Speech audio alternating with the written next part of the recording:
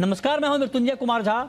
शाम के 5:30 बज चुके हैं और अगले आधे घंटे तक आपके सवालों का सबसे बड़ा मंच तैयार है। अगर आपने कमोडिटी में ट्रेड किया है या फिर नया ट्रेड करना चाहते हैं, जानना चाहते हैं कि आपके लिए बाजार में कमाई के मौके कहां पर हैं, तो आप सवाल पूछिए। नंबर आप नोट कर लें 02223001634।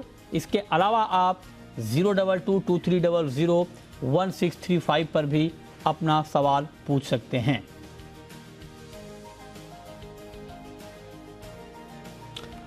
और आज की चर्चा में हमारे साथ मेहमानों का एक खास पैनल है। हमारे साथ हैं अनुज गुप्ता IIFL सिक्योरिटीज़ के, प्रथमेश माल्या हैं एंजल वन के, विजय जोशी हैं डायरेक्टर हैं federation of Indian spice stakeholders के, विजय डाटा हैं MD हैं विजय सॉल्वेक्स के, किशोर शाह हैं जीरा ट्रेडर हैं, और साथ ही शुभंकर सेन साहब हैं MD और CEO सेनको गोल्ड के। आप सभी का बहुत बहुत स्वागत है। चर्चा की शुरुआत हम करने जा रहे हैं जीरे के साथ, क्योंकि लंबी और बड़ी तेजी के बाद जीरे की कीमतों में तेज गिरावट आ गई है। आज 900 रुपये जीरे के दाम गिरे हैं।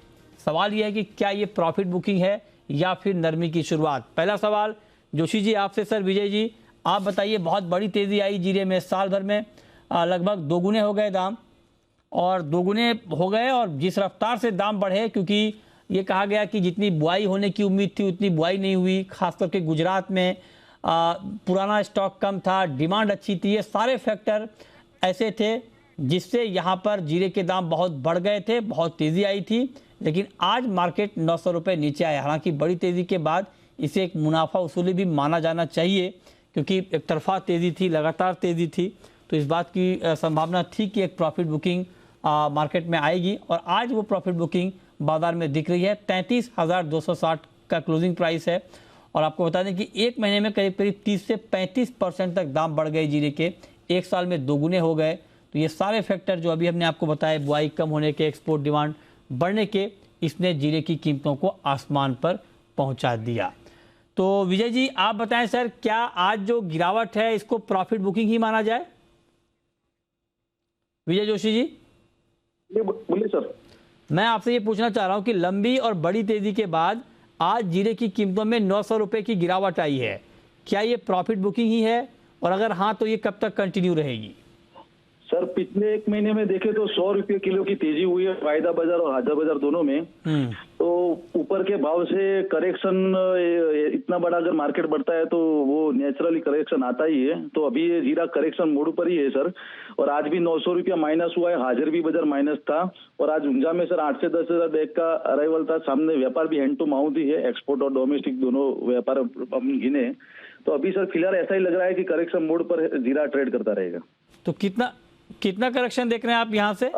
अभी यहाँ से सर 10 से 15 रुपये किलो और करेक्शन से जाएगा जी। 10 से 15 रुपए, मतलब 1000 से 1500 रुपए की गिरावट आप जीरे में और देख रहे हैं। किशोर जी आप भी एग्री करते हैं, आपको भी लगता है कि आज की गिरावट थोड़ी बढ़ सकती है। थोड़ी बढ़ सकती है, क्योंकि अभी एक्सपायरी का भी टाइम आ गया सर।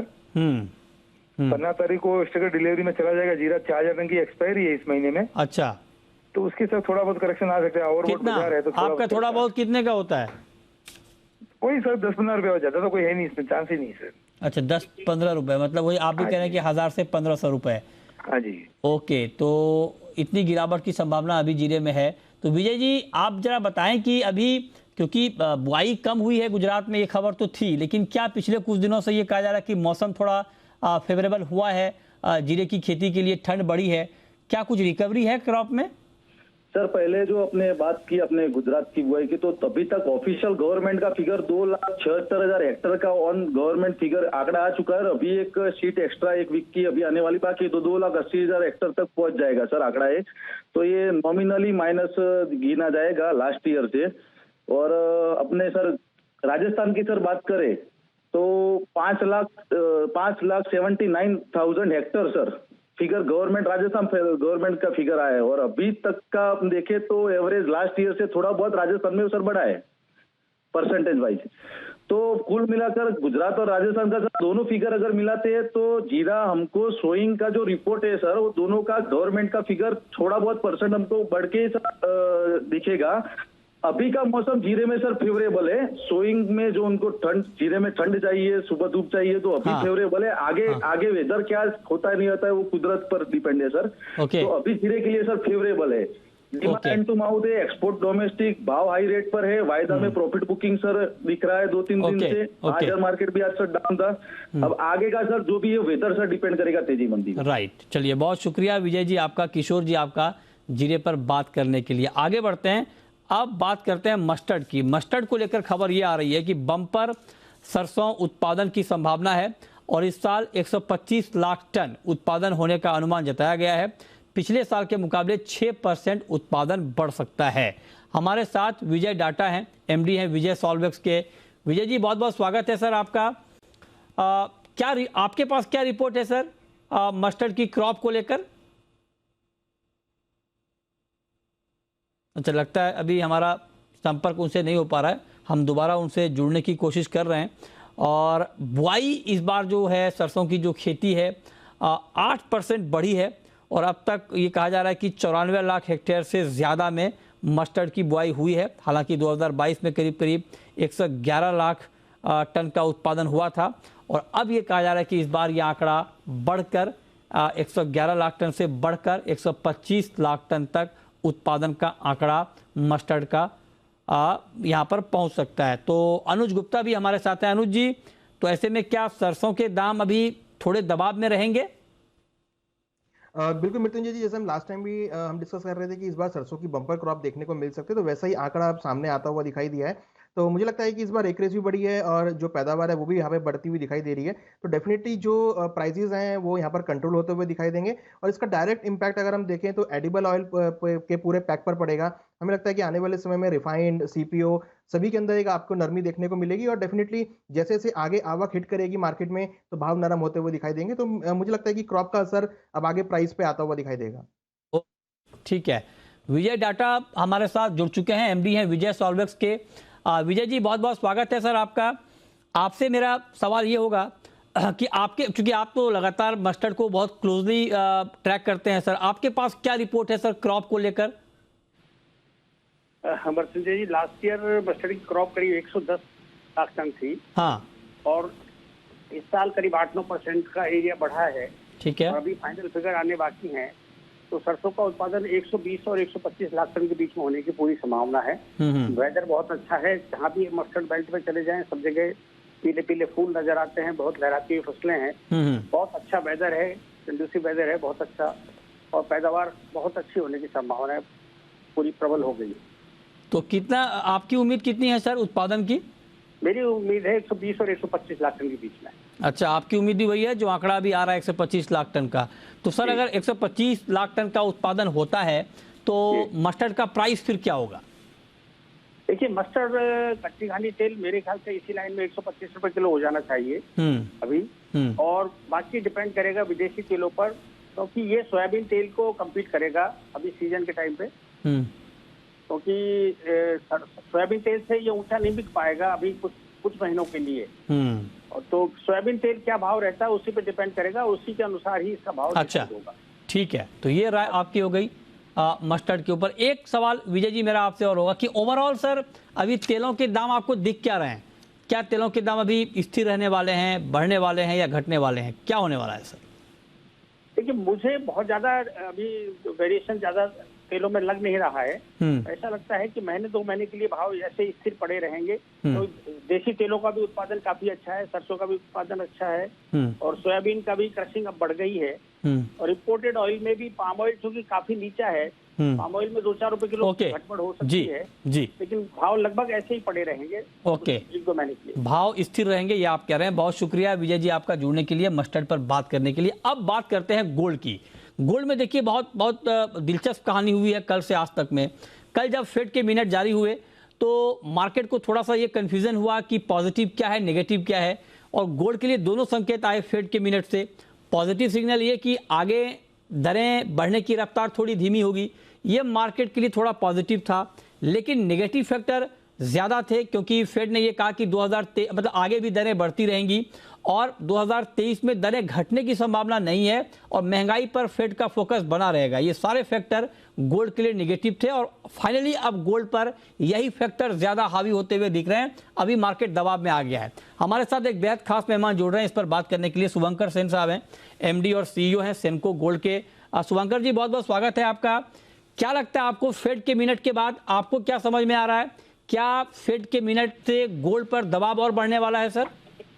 देखिए, फेड के मिनट्स के बाद दो चीजें आ रही है। एक तो है, जैसे आपने बताया कि ग्लोबल अनसर्टेनिटी, वो ये विंटर चल रहा है, रशियन वॉर का जो सिचुएशन है, चाइना में भी फिर से जो भी लॉकडाउन अनसर्टेनिटी चल रहा है और अमेरिका में भी जो मतलब स्लो डाउन आने के लिए फेड का इंटरेस्ट रेट बढ़ाने का जो प्लानिंग कर रहे हैं, इसके लिए हम लोग का गोल्ड का प्राइस बढ़ने का एक सिचुएशन आ रहा है। मगर अगर आप रियल मार्केट में देखें, अगर कस्टमर का डिमांड देखें, तो ये लास्ट 15 दिन 20 दिन ये जो गोल्ड का प्राइस जंप हो गया, तो फिजिकल डिमांड का फॉल हो गया। अच्छा, तो लॉजिकली अगर डिमांड फॉल होता है तो प्राइस तो नीचे आना चाहिए।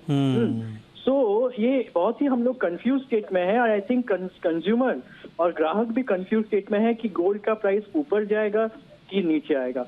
और इस हिसाब से जिनको लगता है ऊपर जाएगा वो लोग थोड़ा थोड़ा करके खरीदना चालू कर दिए सामने में जो वेडिंग सीजन है, और जिनको लगता है कि नहीं चलो तो कुछ दिन और देख ले, वेट कर ले, तो वो लोग वेट कर रहे हैं। और अल्टीमेटली हम लोग देख रहे हैं कि मे बी ये जो महीना है 10 जनवरी 15 जनवरी के बाद लोगों को फिर से खरीदने का जब प्रेशर एकदम ही आ जाएगा तब आ जाएगा। तो ये मिक्स्ड इमोशन से पूरा मार्केट अभी बिहेव कर रहा है। अच्छा, ये आपने बहुत महत्वपूर्ण बात कही, लेकिन एक बात मैं आपसे ये पूछना चाह रहा हूँ कि बहुत सारे लोग ये जानना चाहते हैं कि क्या दोबारा 50,000 के भाव पर गोल्ड खरीदने का मौका उन्हें मिलेगा। उनके लिए आपका मैसेज क्या है? जो कंज्यूमर 50,000 का वेट कर रहे हैं उनको क्या कहेंगे आप?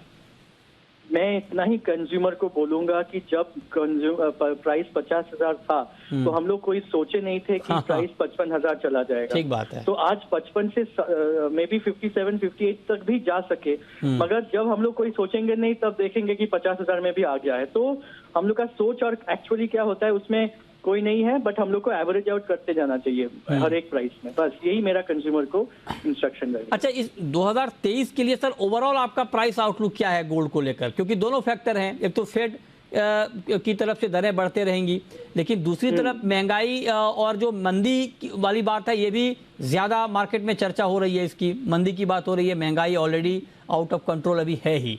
तो ऐसे में आप क्या देख रहे हैं प्राइस टारगेट आपका? मेरा टारगेट मतलब एक रेंज बाउंड में ही होगा। रेंज में ऐसा है कि रुपी भी तो वीक हो गया। देखिए, आप गोल्ड का प्राइस बढ़ गया मगर रुपी स्ट्रांग नहीं हुआ। जब यूजुअली गोल्ड का इंटरनेशनल प्राइस बढ़ता है तो रुपी स्ट्रांग हो जाता है और मेकअप हो जाता है, राइट? तो इस बार रुपी उतना नहीं स्ट्रांग हो पाया। तो मेरे को लग रहा है कि एक रेंज बाउंड रहेगा। हम लोग को 58, 59,000 भी मे बी हम लोग देखेंगे और मे बी 51, 52,000 भी देखेंगे। तो ये बहुत ही एक महीने में जैसे प्राइस बढ़ भी जा सकता है, कभी भी एक महीने में कभी भी कुछ भी हो सकता है। So we have to see a range. ये रेंज में चलेंगे, यही मेरा सबको कहना है। रेंज में चलेगा गोल्ड का मार्केट, ना ज्यादा तेजी ना ज्यादा मंदी, राइट सर? राइट। तो आपका रेंज क्या है सर, एक बार रेंज अगर बता दें आप। मेरा रेंज रहेगा, मतलब प्लीज मेरा कोट मत कीजिए, मगर मेरा परसेप्शन से 51,500 से 58,500। अच्छा, और ग्लोबल मार्केट में? ग्लोबल मार्केट में देखिए अराउंड $1,700 और $1,900, ऐसा कुछ आप सोच के चलो। ओके, ठीक है। चलिए, बहुत शुक्रिया शुभंकर सेन जी आपका हमारे साथ जुड़ने के लिए और गोल्ड प्राइस पर बात करने के लिए कि आगे गोल्ड का प्राइस होगा क्या। अब जरा आप बताइए आज के लिए प्रथमेश जी, ये तो हमने लंबे समय की बात की, लॉन्ग टर्म का व्यू है ये, लेकिन आज अगर किसी को ट्रेड लेना है गोल्ड में तो क्या ट्रेड आप देख रहे हैं, क्या करना चाहिए? आज के लिए अगर कुछ ट्रेड करना है तो मेरे ख्याल से 56,000 जो है एक रेजिस्टेंस के जोन की तरफ देखा जा रहा है। तो अगर आज के लिए कुछ करना है 55,450 पे बाई करने की सलाह रहेगी। फरवरी वायदा 55,270 का स्टॉप रहेगा, ऊपर में टारगेट 55,810 के लिए रहेंगे। ठीक है, तो इस पर आप नजर रखें। गोल्ड में आज के लिए आपको क्या करना है? अच्छा, चांदी में आज गिरावट थोड़ी ज्यादा हो गई अनुज जी, तो चांदी में भी आज शॉर्ट करके चला जाए, क्या करना चाहिए चांदी में? ये मुझे लगता है कि चांदी में मार्केट आज रेंज में रहेगा। अगर कोई कंपल्सिव ट्रेडर है तो ही ट्रेड यहाँ पे करना चाहिए, क्योंकि शाम को बहुत सारे डेटा आने हैं और डेटा के टाइम पे काफी वॉलिटिलिटी आपको देखने को मिलेगी। तो अगर किसी को कंपल्सिव ट्रेड लेना है तो 68,000 के आसपास खरीदारी का ट्रेड ले सकते हैं। ऊपर में 69,000 तक के टारगेट देखे जा सकते हैं। तो 1,000 रुपए की मूवमेंटम मुझे लगता है कि मार्केट में देखी जा सकती है। और अगर प्राइस 69,000 के आसपास मिलते हैं तो वहां पर अगेन शॉर्ट भी कर सकते हैं। तो इस 1,000 रुपीज में मुझे लगता है कि मार्केट मूव करेगा, तो उसके अकॉर्डिंग स्ट्रेटेजी बना सकते हैं। ठीक है, इस पर आप नज़र रखिए चांदी के ऊपर। अब बात कर लेते हैं कच्चे तेल की। और क्रूड में आप देखिए कि बहुत तेज़ गिरावट के बाद आज रिकवरी आई है कच्चे तेल में, और MCX पर कच्चा तेल 34 रुपये ऊपर है। ग्लोबल मार्केट में भी क्रूड के दाम बढ़े हैं 2 दिन में 10% गिरने के बाद। आज आप देखिए ब्रेंट करीब 2% और नैमेक्स क्रूड भी करीब करीब 2% ऊपर ट्रेड कर रहा है। तो माल्या जी, कच्चे तेल पर क्या व्यू आपका? काउंटर का जो ओil है, सजेशन ये है कि अगर ट्रेड कंपल्सरी नहीं लेना है तो नहीं लेना चाहिए, बट अगर फिर भी ट्रेड करना है और रिस्क प्रोफाइल एपेटाइट अच्छा है तो जनवरी वायदा 6110 पे बेचना चाहिए। 6160 का स्टॉप लगाया, टारगेट 6010 पर। ठीक है, ओके। अब हम शुरू करते हैं सवाल और जवाब। पहला सवाल है कैलाश चंद्र मोदी का, सदुलपुर से जुड़ रहे हैं हमारे साथ। पूछिए कैलाश जी। नमस्कार सर। नमस्कार, पूछिए। सर, मेरे को घर के लिए गोल्ड एंड सिल्वर परचेज करना, बाई करना है, तो ग्रेजुअली शुरू किया जाए या रुक कर किया जाए? अच्छा, गोल्ड सिल्वर आपको खरीदना है। माल्या जी, क्या सुझाव आपका इनके लिए? अभी खरीद लें, थोड़ा रुकें, क्या होगा अभी? अच्छा, लगता है कुछ तकनीकी दिक्कत आ रही है। अनुज जी, आप बताएं सर इसका जवाब। देखिए, जो हमारे व्यूअर हैं, रेगुलर व्यूअर हैं मोदी साहब, और रेगुलर ये शो देखते रहे हैं, और हम 48,000 से कह रहे हैं कि फिजिकल गोल्ड अपने पोर्टफोलियो में ऐड कर सकते हैं। और ऑलमोस्ट अगर हम देखें तो 55,000 के आसपास गोल्ड आ गया और करीबन 70,000 के आसपास चांदी आ गया। तो अब यहाँ पर अगर ये बात करते हैं कहने की, तो मुझे लगता है कि थोड़ा वेट एंड वॉच करें, क्योंकि हो सकता है कि आगे शादियों का सीजन है तो प्राइस आगे बढ़ेंगे ही। थोड़ा वेट एंड वॉच करें, प्राइस अगर करेक्ट होंगे तो आप खरीदारी का ट्रेड ले सकते हैं फिजिकल के तौर पर। ठीक है, पराग हैं नेक्स्ट कॉलर। पूछिए Parag ji. Hello, good evening sir. Good evening, पूछिए सर। मेरा सवाल अनुज जी से था कि आज के लिए गोल्ड में क्या करना चाहिए? आज के लिए गोल्ड में क्या करना चाहिए? 55,500 के ऊपर गोल्ड में ट्रेड हो रहा है। अनुज जी बताइए, आज के लिए क्या करना चाहिए?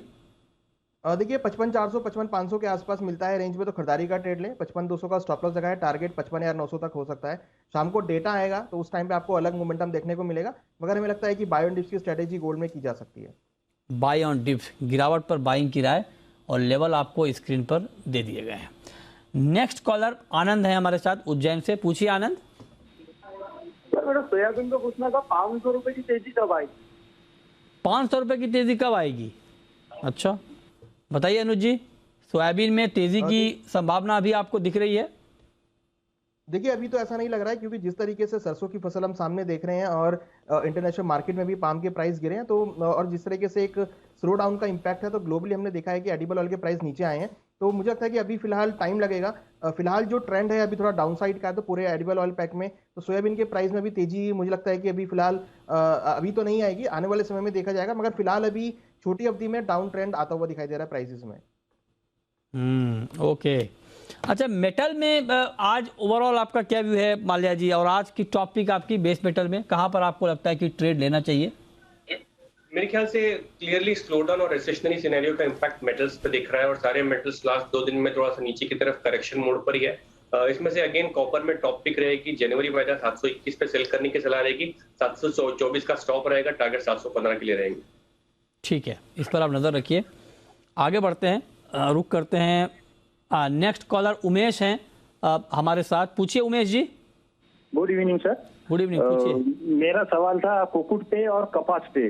पूछिए। कपास में क्या रहेगा आगे, और कुकुट तेजी में शॉर्ट करके बैठा हूँ, अभी 4 लॉट मेरे पास है 3,000 के भाव में। कपास और कॉटन सीड ऑयल केक, बताइए अनुज जी, क्या सुझाव आपका इनके लिए? देखिए, दोनों ही कमोडिटी अभी पॉजिटिव ट्रेंड में है। मुझे लगता है कि अभी कपास के प्राइस आपको जल्दी ही 1700-1720 तक के लेवल दिखा सकता है। टेक्निकली काफ़ी स्ट्रांग दिख रहा है, डिमांड भी अच्छी है। साथ में कॉटन सीड ऑयल केक में भी हमें कंटिन्यूस एक ट्रेंड पॉजिटिव होता हुआ देख रहे हैं। मुझे लगता है कि अभी इसका प्राइस एक बार 3200-3300 तक जा सकता है, फिर उसके बाद एक करेक्शन का एक्सपेक्टेशन है, मगर फिलहाल अभी छोटी अवधि के लिए हमें लगता है कि भावों में तेजी का रुख बना रहेगा। डिप अभी तो नहीं लग रहा है, हाँ एक बार 3200-3300 आता है, फिर वहां से आपको करेक्शन देखने को मिल सकता है। ठीक है, यामा जी हैं नेक्स्ट कॉलर। पूछिए यामा जी। सर हम एक किसान है, हमारे पास 100 कुंटल कपास है, हम 2 महीने के लिए रुक सकते हैं क्या? रुके या बेचे? किसान है अनुज जी, जरा सोच समझ कर आप जवाब दीजिए कि इनके पास कपास का स्टॉक है और ये जानना चाहते हैं कि कपास में अभी रुकें, ये रुक सकते हैं 1-2 महीने, क्या रुकना चाहिए? दाम कुछ बढ़ेंगे आगे? देखिए मुझे लग रहा है कि शॉर्ट टर्म में प्राइस एक बार 1750 तक आ सकते हैं, तो वो लेवल रहेगा जहां पर अपनी ये क्रॉप निकाल सकते हैं। फिलहाल मुझे लगता है कि 100 से 150 रुपए की तेजी कपास में भी और देखने को मिल सकती है, तो इनको भी मुझे लगता है कि इनको भी होल्ड कर सकते हैं पोजीशन को। ठीक है, तो आपको रुकने की सलाह अनुज जी दे रहे हैं, तो आप रुक सकते हैं, आगे आपको अच्छा भाव मिल सकता है। नेक्स्ट कॉलर फरहान है रामपुर से, पूछिए। गुड इवनिंग सर जी।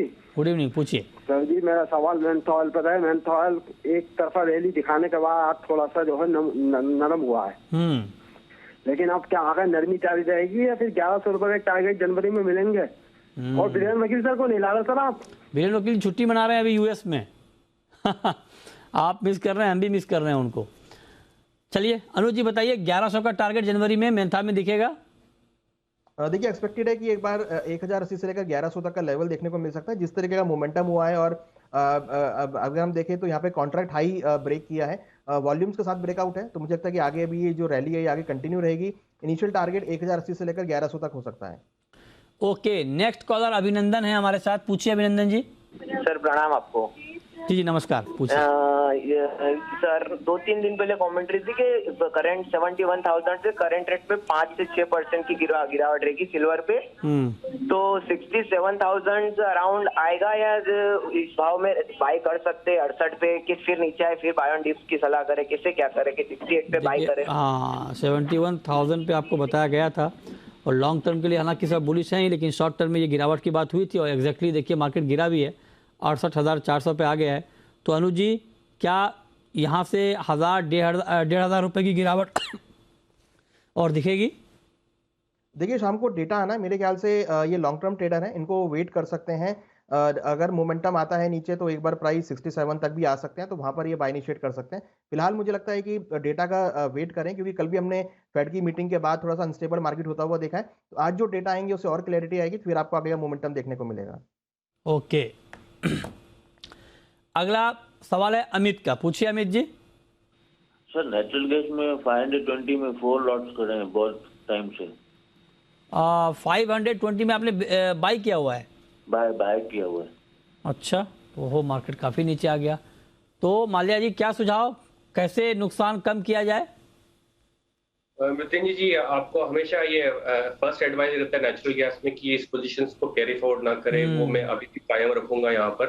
और इनका out of the money position है, क्लियरली इनको एग्जिट कर लेना चाहिए। इसमें वॉलेटिलिटी बढ़ने की काफी ज्यादा उम्मीद रहती है और वॉलेटिलिटी होती भी है, लेकिन कुछ करना है तो ट्रेड से एग्जिट करना चाहिए। नए स्ट्रेटेजी में अगर कुछ करना है तो ऑप्शंस में स्ट्रेटेजी अपनाना चाहिए। 380 का कॉल ऑप्शन बाय करना चाहिए, 14 रुपए में मिल रहा है, स्टॉप लॉस रहेगा 7 रुपए का, टारगेट रहेगा 26 रुपए। ठीक है, अभिषेक हैं नेक्स्ट कॉलर, पूछिए अभिषेक जी। नमस्ते सर, मेरा सवाल सिल्वर पे था। आगे 15 से 20 दिन का व्यू क्या रहेगा सिल्वर का? 15 से 20 दिन का व्यू क्या रहेगा ये आप जानना चाहते हैं, तो बताइए अनुज जी, 15 से 20 दिन में चांदी का भाव कहां तक पहुंच सकता है? देखिए 15 से 20 दिन मुझे लगता है कि मार्केट रेंज में ही रहेगा। नीचे आपको 67,000 और ऊपर में 69,000, ये 2,000 रुपए की रेंज मुझे लगता है कि चांदी में रहेगी। 6970 तक आए वहाँ बिकवाली करें, नीचे 66-67 हज़ार आए तो वहाँ खरीदारी का ट्रेड बनाए, तो ये 2-3 हज़ार रुपए की मोमेंटम मुझे लगता है कि अभी रहेगी। काफ़ी रनअप आ चुका है, तो थोड़ा प्राइस यहाँ पे कूल ऑफ होने की कोशिश कर रहे हैं, थोड़ा यहाँ पे स्टेबल हो रहे हैं, तो उसके लिए मुझे लगता है कि प्राइस अभी 15 से 20 दिन एक रेंज में आते हुए दिखाई देंगे। ओके, चलिए बहुत शुक्रिया अनुज जी आपका और प्रथमेश जी आपका जुड़ने के लिए और तमाम सवालों के जवाब देने के लिए।